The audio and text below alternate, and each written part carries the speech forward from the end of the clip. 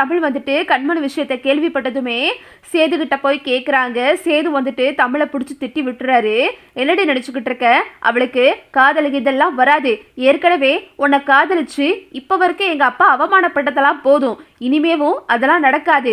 என் தங்கச்சி அவள் அப்படிப்பட்டவளாம் கிடையாது, ரொம்ப பக்குவமான பொண்ணு அப்படின்னு சொல்லிட்டு சேது வந்துட்டு தமிழை போட்டு திட்டி விட்டுறாரு.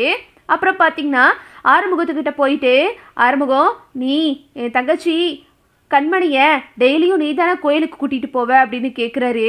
ஆறுமுகத்துக்கு ஒரே பயம். ஆமாண்ணே அப்படின்னு சொல்லும்போது, கண்மணி அங்கே யார் கூடயாவது பேசி பழகிறத நீ பார்த்துருக்கியா அப்படின்னு கேட்குறாரு.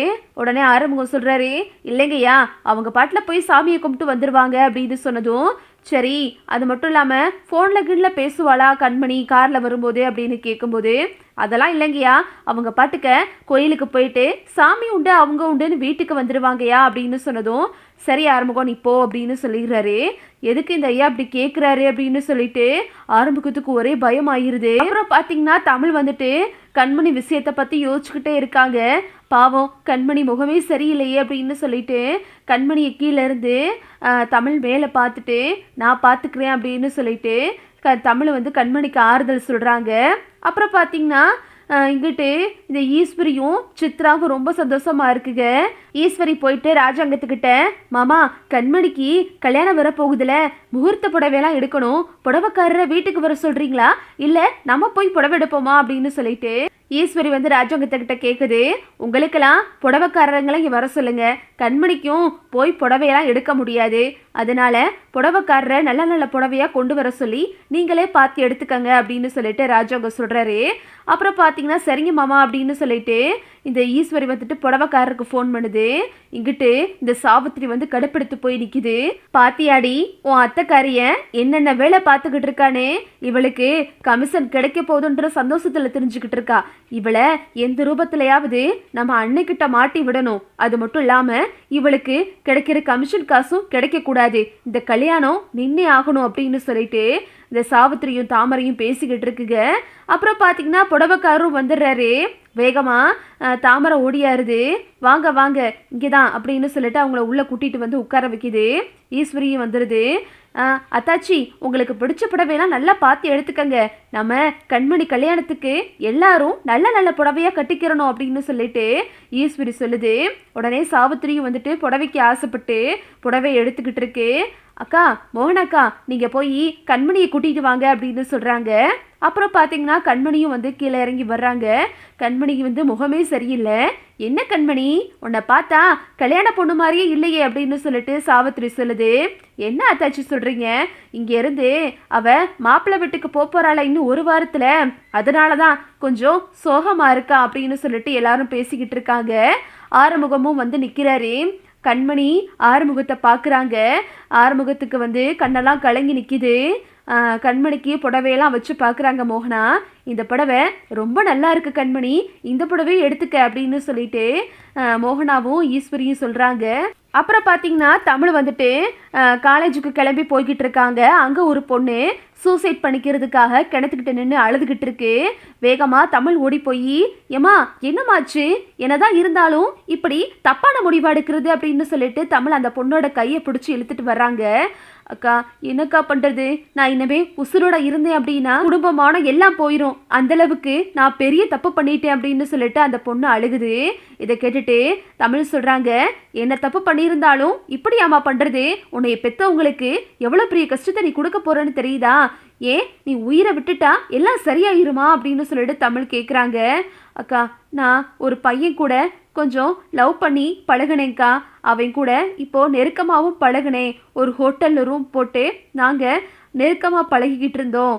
அப்போது அந்த ஹோட்டல் ரூம்காரரு அதை வீடியோவாக எடுத்து வச்சுட்டு என்னை பிளாக்மெயில் பண்ணுறாருக்கா.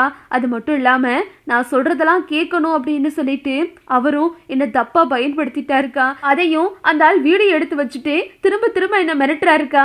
நான் உயிரோடு இருந்தால் தானக்கா இதெல்லாம் அனுபவிக்கணும், நான் செத்துறேன் அப்படின்னு சொல்லிட்டு அவங்க பேசவும், உடனே இந்த விஷயத்த அவங்க பெற்றவங்க கிட்ட சொன்னியா அப்படின்னு தமிழ் கேட்குறாங்க. இல்லைக்கா நான் சொன்னால் அது பெரிய பிரச்சனை ஆயிரும் அப்படின்னு சொல்லவும், சரி இதெல்லாம் எங்கே நடந்துச்சு அப்படின்னு சொல்லிட்டு தமிழ் கேட்குறாங்க. அந்த பொண்ணு அந்த அட்ரஸ் எல்லாத்தையுமே சொல்லுது. அப்புறம் பார்த்தீங்கன்னா கரெக்டாக வந்து அந்த பக்கம் வந்துட்டு மலர் வந்துக்கிட்டு இருக்காங்க. என்ன தமிழாச்சு அப்படின்னு கேட்கும்போது, அக்கா இந்த பொண்ணுக்கு இந்த மாதிரி ஆயிருச்சா அப்படின்னு சொல்லுது. உடனே தமிழ்கிட்ட வந்து மலர் சொல்கிறாங்க, தமிழே இந்த பொண்ணு சொல்றதெல்லாம் பார்த்தா கண்மணிக்கு பார்த்த மாப்பிள்ளை மாதிரியே இருக்கு தமிழ் அப்படின்னு சொன்னதும், எனக்கா சொல்றீங்க, அவங்களும் லாட்ஜு நிறைய ரூம் எல்லாம் வச்சு நடத்திக்கிட்டு இருக்காங்கக்கா அப்படின்னு சொல்லும்போது, சரி உனக்கு அவரோட ஃபோட்டோ இருக்கா அப்படின்னு சொல்லிட்டு தமிழ் கேட்குறாங்க. இருக்குக்கா அப்படின்னு சொல்லிட்டு அந்த பொண்ணு ஃபோட்டோவை காமிக்குது. மலர் சொல்றாங்க, தமிழே இந்த பையனை தான் கண்மணிக்கு பேசி முடிச்சிருக்காங்க அப்படின்னு சொல்லும்போது, என்னக்கா சொல்றீங்க அப்படின்னு சொல்லிட்டு தமிழ் ஷாக் ஆகுறாங்க. ஏம்மா நீ இந்த உண்மையெல்லாம் அமைச்சர்கிட்ட வந்து சொல்லுமா, உனக்கு கிடைக்க வேண்டிய நியாயமும் நீதியும் கிடைக்குமா அப்படின்னு சொல்லிட்டு தமிழ் சொல்கிறாங்க. சரிங்கக்கா நீங்கள் என்ன சொன்னாலும் நான் கேட்குறேன்.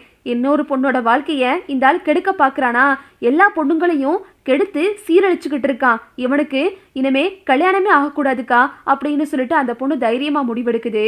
அப்புறம் பார்த்தீங்கன்னா சரி நீ வா அப்படின்னு சொல்லிட்டு தமிழ் அந்த பொண்ணை பிடிச்சி கூட்டிட்டு போகிறாங்க. அப்புறம் மலரு தமிழ் அந்த பொண்ணு 3 பேரும் போகிறாங்க. அந்த பொண்ணை தமிழ் கையை பிடிச்சி கூட்டிட்டு போகிறாங்க. வீட்டுக்குள்ளே போகும்போது இந்த சாவித்திரி வருது. அடியே உனக்கு என்னடி இங்கே வேலை, புதுசாக ஒரு பொண்ணை எழுதிட்டு வர, என்ன ட்ராமா பண்ண போற அப்படின்னு சொல்லிட்டு சாவித்திரி கேட்குது. மாமா அப்படின்னு சொல்லிட்டு தமிழ் கூப்பிடுறாங்க.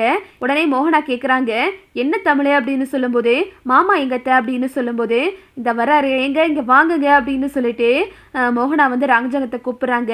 என்ன மோகனா அப்படின்னு சொல்லிட்டு ராஜங்க கேட்குறாரு. மாமா நீங்க கண்மணிக்கு பார்த்த மாப்பிள்ள ரொம்ப தப்பான மாப்பிள்ள மாமா அப்படின்னு சொல்லவும் ஈஸ்வரி வந்துடுது.